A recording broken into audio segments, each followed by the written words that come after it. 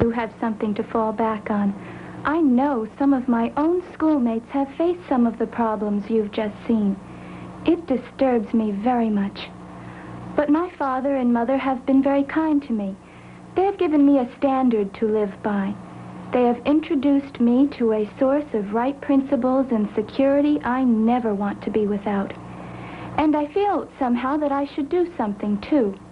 That is why you may see me sometime calling at one of our neighbors, like you see me doing here.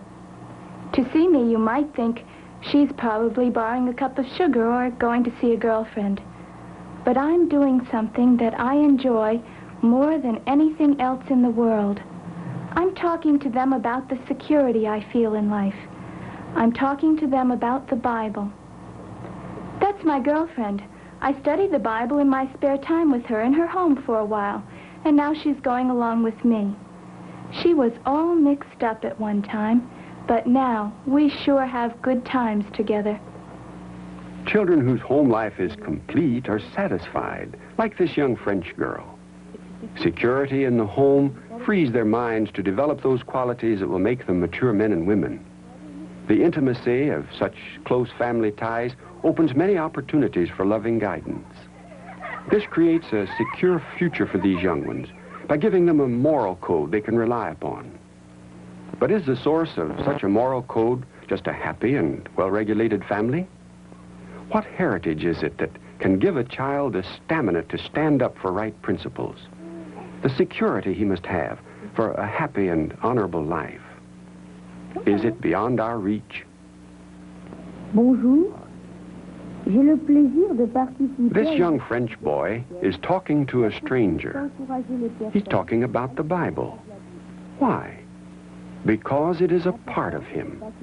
His desires are expressed here. He's found a basis for confidence and hope. The Bible is real. It is alive. It's warmth to him.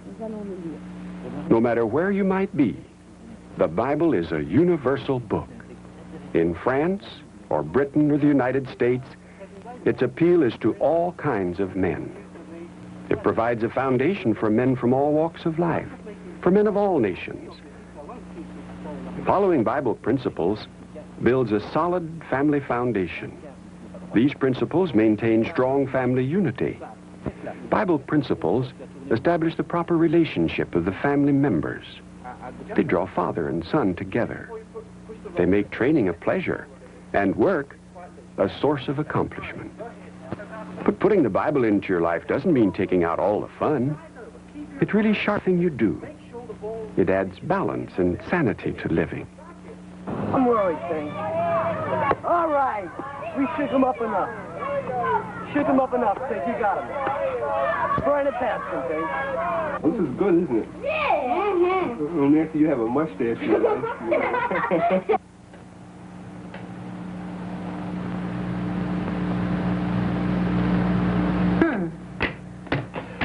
Oh, boy, look at that. There is no substitute for a father and a mother. Children need the companionship of other youngsters, yes, and they need love and companionship from their parents. But they need supervision at home even more. Parents who are interested in what their children are doing usually have children they can rely upon.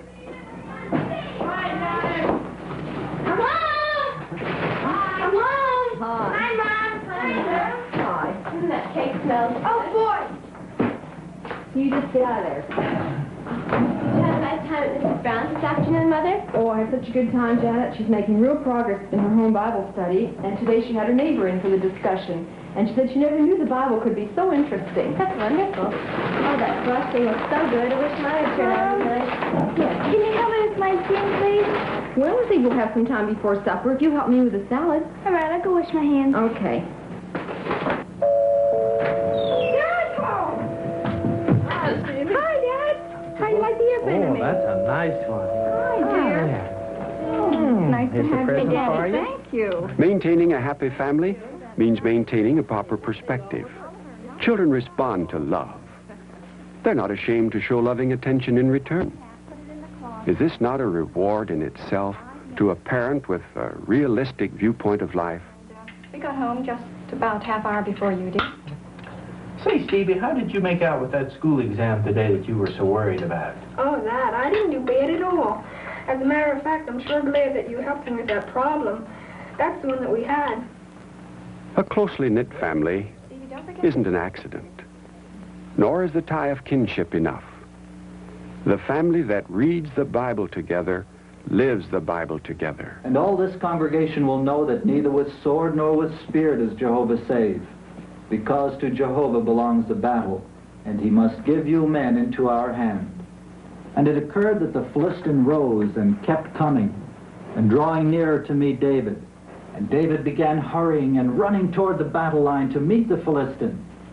Then David thrust his hand into his bag and took a stone from there and slung it so that he struck the Philistine in his forehead, and the stone sank into his forehead, and he went falling upon his face to the earth. So David, with a sling and a stone, proved stronger than the Philistine, and struck the Philistine down and put him to death. And there was no sword in David's hand. And David continued running, and got to stand upon the Philistine. Then he took his sword and pulled it out of its sheath and definitely put him to death when he cut his head off with it. And the Philistines got to see that their mighty one had died, and they took to flight. Boy, that was good. Isn't it exciting? But children need more than entertaining Bible stories. They must be trained to think and apply Bible principles. But what does this account of David's mighty deed mean to you? Reese, suppose you tell us. Well, Dad, it wasn't really David who saved the Israelites from Goliath.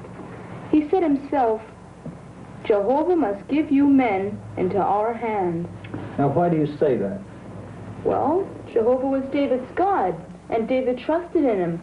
Just the same, he was real brave to fight a giant. Sure he was. But why didn't anyone else want to fight him? Because they didn't have enough faith. That's why. Say, Daddy, didn't the account say that when the Philistines saw the giant was dead, they all ran away? That's right. Because they were following a man? Yes. Very good, Susan. Now, do you remember another scripture on that? I do. Okay, Scott, go ahead and tell us. Put not your trust in princes, nor in the Son of Man, in whom there is no help, but trust in God with all your heart, and he will direct your steps. Oh, very nice, Scott. But we trust you, Daddy, isn't that right? Of course it is, Sugar. You see, the princes that are mentioned in this psalm are men that don't trust in God. Did they make David? Our world is far advanced in scientific knowledge, but spiritual values have not kept pace. We can put a man in orbit and send a rocket to the moon. Our grandparents could not, but they knew when a neighbor was sick, and they took him a bowl of soup. Our grandparents also read and believed the Bible. Have we gone too far, too fast?